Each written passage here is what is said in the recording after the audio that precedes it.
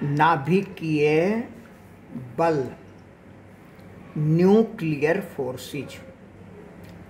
नाभिक जिसका रदरफोर्ड ने साइज का आकलन किया था 10⁻⁻15 मीटर के ऑर्डर का, कोटिमान वाला,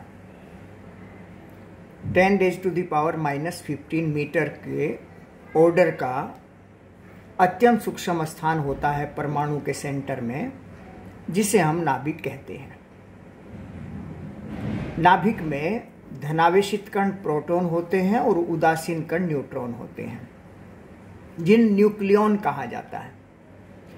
एक तरह से न्यूक्लियस में जो पार्टिकल मौजूद होते हैं उन सभी को न्यूक्लियॉन कहते हैं, जैसे न्यूट्रॉन होते हैं और प्रोटॉन होते हैं। प्रोटॉन धनावेशित कण है, इसका आवेश इलेक्ट्रॉन के आवेश के बराबर होता है। मास थोड़ा सा न्यूट्रॉन से कम होता है। देखो, ये जो चीजें पहले आ जाती हैं उन्हें लिखकर समझकर कई तरीके से तैयार करना होता है, क्योंकि जब तक एक चीज तैयार नहीं होगी तब तक नेक्स्ट अगली बात समझ में नहीं आएगी। अब देखिए, जैसे नाभिक में धनावेश है, प्रोटॉन है और उदासीन कण न्यूट्रॉन है। जैसे ये नाभिक है और ये पूरा परमाणु है। पूरे परमाणु के मुकाबले में नाभिक का साइज 1,00,000वां हिस्सा छोटा होता है, क्योंकि पूरे परमाणु का जो रेडियस है वो 10⁻⁻10 मीटर और नाभिक का जो साइज है वो 10⁻⁻15 मीटर। तो देखिए 5 पावर का डिफरेंस हो गया, यानी पूरे परमाणु के सापेक्ष न्यूक्लियस हमारा 1,00,000वां हिस्सा छोटा होता है। इसमें पॉजिटिव चार्ज प्रोटॉन है और कूलम के नियम से हम जानते हैं कि प्लस और प्लस दो चार्ज हों तो एक दूसरे को रिपेल करते हैं, दूर भगाते, प्रतिकर्षण का बल होता है। जब प्रतिकर्षण का बल है और न्यूट्रॉन तो न्यूट्रल है, उस पर तो कोई चार्ज नहीं है, जब इन दो पॉजिटिव के बीच में रिपल्सन है और यहां तो बहुत सारे प्रोटॉन होंगे, दो के बीच में रिपल्सन है, एक और यहां मान लीजिए हुआ, इसमें भी रिपल्सन होगा, इनमें भी रिपल्सन होगा, है ना, ऐसे रिपल्सन होंगे, प्रतिकर्षण बल होंगे। एक चार्ज मान लीजिए यहाँ और है, प्रोटॉन यहाँ है, तो इसका इससे भी रिपल्सन होगा, इसका इससे भी रिपल्सन होगा, इसका इससे भी रिपल्सन होगा। कहने का मतलब ये हुआ कि जितने ज़्यादा प्रोटॉन यहाँ बढ़ते चले जाएंगे, इन प्रोटॉन्स के बीच में उतना ही प्रतिकर्षण बल बढ़ता चला जाएगा। तो जैसे जैसे प्रोटॉन की संख्या बढ़ती है ना, उनमें क्या होगा कि तनाव पैदा हो जाएगा। ये सब एक दूसरे को प्रतिकर्षित करेंगे। प्रतिकर्षित मतलब ये फटना चाहेगा एक तरीके से। और एक अणु होता है जो हमें Pb82 और 206, ये लेड प्लम्बम, प्लम्बम इसे कहते हैं, लेड सीसा जिसे कहते हैं, सीसा, वो शीशे वाला शीशा नहीं है, ये ग्लास है। तो ये वाला जो सीसा है लेड, इस लेड कहते हैं, प्लम्बम इसका नाम है, पीबी इससे लिया गया है, और 82 इसका एटॉमिक नंबर यानी परमाणु क्रमांक है, और 206 इसका एटॉमिक वेट मतलब number of proton and neutron in nucleon. तो जब 82 एटॉमिक नंबर है, इसका मतलब इसमें 82 तो पॉजिटिव हो गया यहाँ, और 82 नेगेटिव चार्ज हो गया इसके चारों आउटर मोस्ट ऑर्बिट में घूमने वाले इलेक्ट्रॉन के रूप में। तो जब यहाँ 82 ये पॉजिटिव प्रोटॉन होंगे, इनमें रिपल्सन लगेगा, तो ये इतना ज़्यादा हो जाता है कि इसके बाद वाले ये 82 वाला स्थायी हो गया, स्थायी नाभिक हो गया, लेकिन 82 से ज़्यादा जितने भी होते हैं वो सब अस्थायी होते हैं। और अस्थायी इस रूप में कि उनको हम रेडियो एक्टिव कहते हैं, रेडियो एक्टिव पदार्थ कहे जाते हैं। और रेडियो एक्टिव पदार्थ पहले भी कहीं चर्चा पढ़ी होगी कि कुछ पदार्थ ऐसे होते हैं प्रकृति में, वो लगातार अल्फा, बीटा, गामा इन किरणों का उत्सर्जन करते रहते हैं। अल्फा पार्टिकल है, ये हीलियम के नाभिक होते हैं, 2He4, हीलियम के नाभिक, हीलियम ये परमाणु हो गया। इसके नाभिक मतलब इसमें से 2 इलेक्ट्रॉन बाहर निकले हुए हैं, नाभिक रह गया, और 2 इलेक्ट्रॉन बाहर निकलेंगे तो ये +2 इकाई चार्ज हो जाएगा। तो अल्फा पार्टिकल का जो चार्ज होता है, आवेश होता है, वो +2E होता है। बीटा पार्टिकल ये सिंपली इलेक्ट्रॉन होते हैं, और इलेक्ट्रॉन का मतलब -E चार्ज इनका होता है। और गामा ये इलेक्ट्रोमैग्नेटिक वेव होती हैं, इलेक्ट्रोमैग्नेटिक वेव, वैद्युत चुंबकीय तरंगे ये होती हैं। यानी 82 से ज़्यादा एटॉमिक नंबर वाले सभी परमाणु के नाभिक अस्थायी होते हैं, उन्हें रेडियोएक्टिव पदार्थ कहा जाता है। उनसे सतत अल्फा, बीटा, गामा किरणें निकलती रहती हैं। अल्फा किरणें अल्फा कणों से मिलकर बनी हुई हैं, ये कण हैं।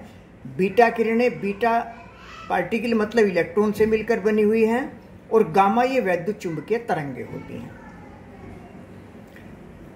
और इसमें यह भी बात है कि एक समय में या तो केवल अल्फा का उत्सर्जन करता है या केवल बीटा का करता है। तो जब अल्फा उत्सर्जन हो जाएगा तो 2 इकाई आवेश कम हो जाएगा, 4 इकाई द्रव्यमान कम हो जाएगा। बीटा पार्टिकल का उत्सर्जन होगा तो द्रव्यमान में कोई विशेष अंतर नहीं आता है, क्योंकि इलेक्ट्रॉन का मास नेग्लिजिबल होता है, 9.1 × 10⁻³ किलोग्राम होता है। हाँ, चार्ज चूंकि इलेक्ट्रॉन नेगेटिव वाला निकला है, इसका मतलब पॉजिटिव बढ़ जाएगा, तो इसलिए एक चार्ज बढ़ जाता है। अल्फा निकलेंगे तो 2 इकाई आवेश कम होगा, लेकिन बीटा निकलेगा तो 1 इकाई आवेश ज़्यादा होगा, है ना। ये और गामा किरणें वैद्युत चुंबकीय तरंगे हैं, इसके निकलने पर आवेश पर कोई प्रभाव नहीं पड़ेगा। तो ये नाभिक से संबंधित जानकारियां हैं, बहुत अच्छी तरीके से आपको पता होनी चाहिए। ये स्टार्टिंग के चैप्टर में भी आती थी, पहले वाले में। द्रव्यमान ऊर्जा संबंध ये आइंस्टीन के द्वारा दिया हुआ है।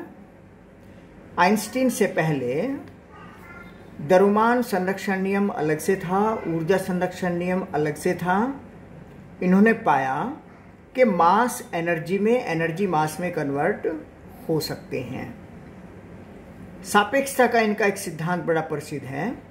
उसी आधार पर उन्होंने कहा कि अगर डेल्टा एम द्रव्यमान की क्षति हो जाए तो उसके equivalent energy delta E = delta M × c² होती है, जहां सी लाइट की स्पीड है 3 × 10⁸ मीटर प्रति सेकंड जो होती है उस स्पीड से। तो डेल्टा एम मास कम होता है तो इतनी एनर्जी पैदा होती है। और इसमें देखो एक ध्यान रखना है, डेल्टा एम का तात्पर्य द्रव्य, मैटर से है। द्रव्य, द्रव्य से द्रव्यमान नहीं बना है, ध्यान रखना है।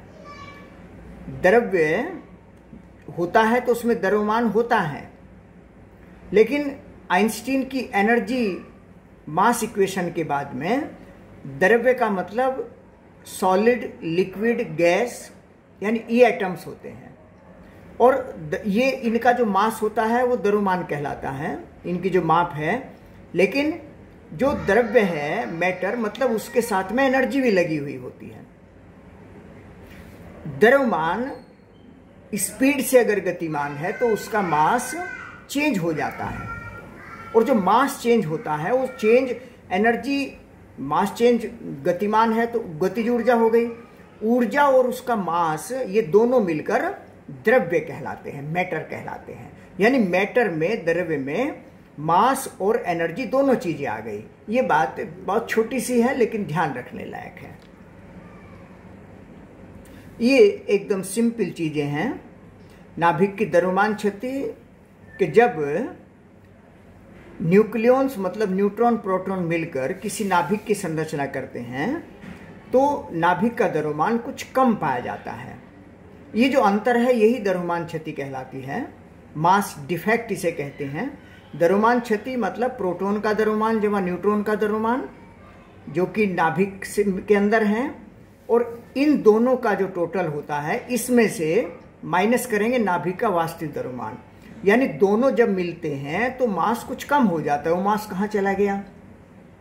वो मास एनर्जी में कन्वर्ट हो गया, और एनर्जी में जो कन्वर्ट हुआ है वही मास कम हो गया। तो जितना एनर्जी में कन्वर्ट हुआ है उसके इक्विवेलेंट मास डिफेक्ट कहलाता है। और ये एनर्जी कहाँ चली गई?